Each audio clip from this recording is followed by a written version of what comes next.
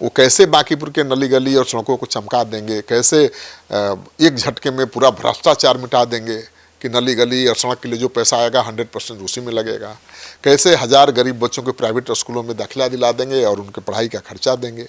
ठीक है ना, इसके लिए अरबों का फंड चाहिए, कहाँ से लाएंगे अब तो प्रशांत किशोर ही बताएंगे।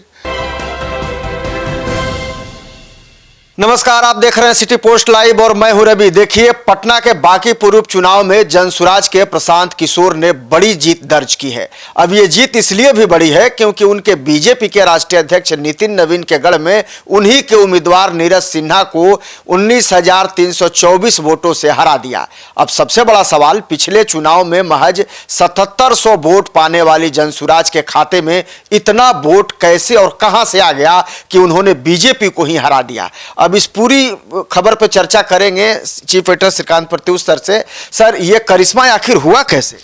देखिए, प्रशांत किशोर का जीतना तो अपने आप में एक करिश्मा ही है। मैं शुरू से कह रहा था कि भाई वोटों का इतना अंतर है।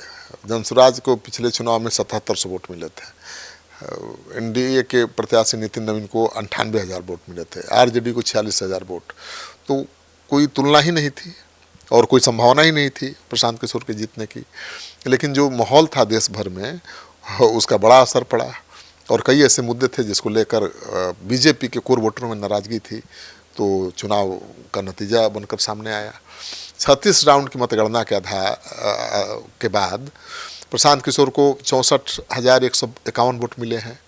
बीजेपी के नीरज सिन्हा को 44,827 वोट मिले हैं। आरजेडी की रेखा गुप्ता अपनी जमानत नहीं बचा पाई हैं, उनको 14,273 वोट मिले हैं और तीसरे नंबर पर हैं। बांकीपुर में कुल 34% से ज़्यादा मतदान नहीं हुआ है और लगभग 1,30,208 वोट पड़े हैं। इनमें से प्रशांत किशोर को 49% से ज़्यादा वोट मिल गए। 2025 के विधानसभा चुनाव में नितिन नवीन इसी सीट से 51,900 कुछ वोटों से जीते थे, मतलब 52,000 वोटों से। उन्हें 98,299 वोट मिले थे। पिछले 30 साल से बांकीपुर बीजेपी का गढ़ रहा है, लेकिन इस जीत के साथ ही प्रशांत किशोर की विधानसभा में अब एंट्री हो गई है। अब ये सिर्फ सदन के बाहर ही नहीं बल्कि सदन के भीतर भी पक्ष और विपक्ष दोनों पर हमलावर नजर आ सकते हैं। तो पूरे बिहार की राजनीति में बदलाव दिखेगा आपको। सर, किसको कितने वोट मिले हैं ये तो अब सबको पता हो गया है, लेकिन सवाल यह है कि पीके को इतने वोट आए कहां से, मिले कैसे? आरजेडी को पिछले चुनाव में 46,000 से ज़्यादा वोट मिले थे।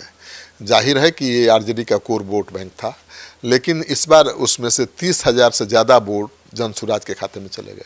आरजेडी की जमानत जब्त हो गई। ये तो जान लीजिए कि आरजेडी के खाते से वोट मिले हैं बहुत प्रशांत किशोर को, 30,000 के आसपास। हालांकि इस वोट से भी वो नहीं जीत सकते थे चुनाव। पिछले चुनाव में प्रशांत किशोर के उम्मीदवार को 7700 वोट मिले थे, उसको भी जोड़ दिया जाए तो 37,000 38,000 के आसपास प्रशांत किशोर को पहुंचना चाहिए। इसका मतलब साफ है कि 50% से ज़्यादा बीजेपी के कोर वोटर्स ने इस बार प्रशांत किशोर के लिए वोट कर दिया, क्योंकि बीजेपी को जो वोट मिला है वो आधे से कम है। पिछली बार जितना वोट मिला था उसके आधे से कम है। बीजेपी जिसे पिछले चुनाव में 98,000 से ज़्यादा वोट मिले थे, इस बार 44,827 वोट मिले हैं। मतलब साफ है कि इस जीत के पीछे सबसे बड़ा हाथ बीजेपी के कोर वोटर्स का है। आधा वोटर उधर शिफ्ट कर गए। बिल्कुल।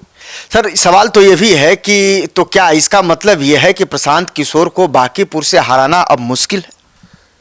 देखिए, ये तो है कि पटना की चारों सीटों पर बीजेपी हमेशा जीतती रही है और माना जाता है कि बीजेपी को छोड़कर कोई और जीत नहीं सकता है। वो मिथक अब टूटा है और इसका असर पटना की सभी चारों सीटों पर दिखाई देगा। लेकिन इसका मतलब ये नहीं है कि प्रशांत किशोर बांकीपुर से जीते हैं तो आगे भी वो जीतते रहेंगे। इस बार तो बीजेपी के कोर वोटर्स ने प्रशांत किशोर को इसलिए वोट कर दिया कि एक सीट पर जीत हार से सरकार की सेहत पर कोई फर्क नहीं पड़ने वाला था। इस बार इस जीत से जंगल राज की वापसी का भी डर नहीं था।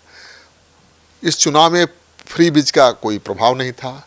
इस बार जेएनजी के आंदोलन से बहुत नाराजगी थी। श्रवण वोटर्स कई कारणों से नाराज थे। यूजीसी, भरत इनकाउंटर, नीट छात्रा हत्याकांड, रेप कांड और 55 वोटर्स जो हमेशा नीतीश कुमार के साथ रहते थे, इस बार उन्होंने प्रशांत किशोर के लिए वोट कर दिया। लेकिन आगे भी ऐसा ही माहौल रहेगा, इसकी संभावना बहुत कम है। आगे भी बीजेपी के कोर वोटर प्रशांत किशोर के साथ तभी बने रह सकते हैं जब प्रशांत किशोर जिस तरह से चुनाव चुनाव जीतने का करिश्मा दिखाए हैं, वैसा ही विधायक बनने के बाद करिश्मा दिखा दें, बड़ा कमाल कर दें।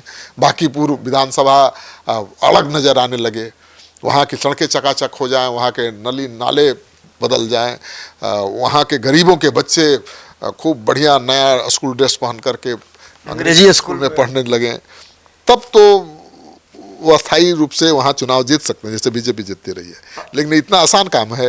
अब यही सवाल खड़ा हो रहा है कि पीके माहौल का फायदा उठाकर चुनाव तो जीत गए, लेकिन अब उनके सामने आगे बहुत सारी चुनौतियां हैं। वो क्या चुनौतियां होंगी? बांकीपुर की जनता से उन्होंने जो बड़े वादे किए हैं उसे पूरा करना ही उनके लिए बड़ी चुनौती है, ठीक है ना। उन्होंने नली गली और सड़कों को दुरुस्त करने का वादा किया है। उनका कहना है कि भाई सरकार से इतना फंड आता है कि नली गली सड़कें चकाचक ऐसे ही रहें, केवल भ्रष्टाचार को खत्म करना है। तो उनका वादा था कि भ्रष्टाचार को एकदम खत्म कर देंगे और जो भी सरकारी पैसा नली गली रोड के लिए आएगा उसमें लगवा देंगे तो चकाचक हो जाएगी। कहा कि 3 महीने में असर दिखने भी लगेगा। 3 महीने में असर भी दिखने लगेगा। उन्होंने कहा कि आपके बच्चे प्राइवेट स्कूल में पढ़ेंगे और उसका खर्चा वो खुद मैनेज करेंगे। हमने पूछा भी था कि भाई आपकी तो सरकार नहीं है, आप कैसे खर्च मैनेज करेंगे? तो उन्होंने कहा कि हमारे इतने संपर्क हैं और हम उसके आधार पर हम गरीब बच्चों को प्राइवेट स्कूल में पढ़ाने का खर्चा का व्यवस्था करेंगे। तो ये देखना जरूरी है कि अब जो गरीब बच्चे हज़ारों हज़ार हैं बच्चे, उनको निजी और अंग्रेजी स्कूल में पढ़ाने का खर्चा का जुगाड़ वो कर पाते हैं या नहीं, ठीक है ना। इन दोनों वायदों को विपक्ष की सरकार में पूरा करना मुश्किल है, नामुमकिन नहीं है, मुश्किल है। वो कैसे बांकीपुर के नली गली और सड़कों को चमका देंगे, कैसे एक झटके में पूरा भ्रष्टाचार मिटा देंगे कि नली गली और सड़क के लिए जो पैसा आएगा 100% उसी में लगेगा, कैसे 1000 गरीब बच्चों को प्राइवेट स्कूलों में दाखिला दिला देंगे और उनके पढ़ाई का खर्चा देंगे, ठीक है ना। इसके लिए अरबों का फंड चाहिए, कहाँ से लाएंगे अब तो प्रशांत किशोर ही बताएंगे। उन्होंने भ्रष्टाचार के खात्मे का ऐलान किया है, इसको कैसे अंजाम तक पहुँचाएंगे?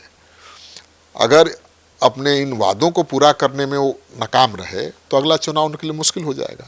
बीजेपी के जो कोर वोटर्स इस बार उनके साथ थे वो बीजेपी के साथ खड़े नजर आएंगे। नीतीश कुमार के 55 वोटर्स जिनको उम्मीद थी कि उनके बच्चे अंग्रेजी स्कूलों में जाएंगे टाई और कोट पहन के पढ़ने, वो फिर से नीतीश कुमार के साथ हो जाएंगे। तो प्रशांत किशोर की चुनौती बड़ी है। तो बिल्कुल आपने देखा कि किस तरीके से जो बीजेपी के जो कोर वोटर जो नाराज थे या स्वर्ण वोटर थे या जो तमाम मुद्दे थे उसको बना करके माहौल बना करके प्रशांत किशोर चुनाव तो जीत गए, लेकिन प्रशांत किशोर के सामने अभी चुनौतियां बहुत बड़ी हैं। आगे उनके सामने ऐसी ऐसी चुनौतियां हैं जिसको पूरा करने में उन्हें काफ़ी समय लगेगा और काफ़ी परेशानियां भी आएंगी। लेकिन देखना दिलचस्प होगा कि प्रशांत किशोर अब तो सदन में पहुँच गए हैं, अब आगे वो क्या कुछ करते हैं इस पर अब सबकी नज़र रहेगी। आप क्या सोचते हैं इस डिबेट को लेकर? कॉमेंट जरूर कीजिएगा और इसे ज़्यादा से ज़्यादा शेयर और लाइक भी कर दीजिएगा। धन्यवाद।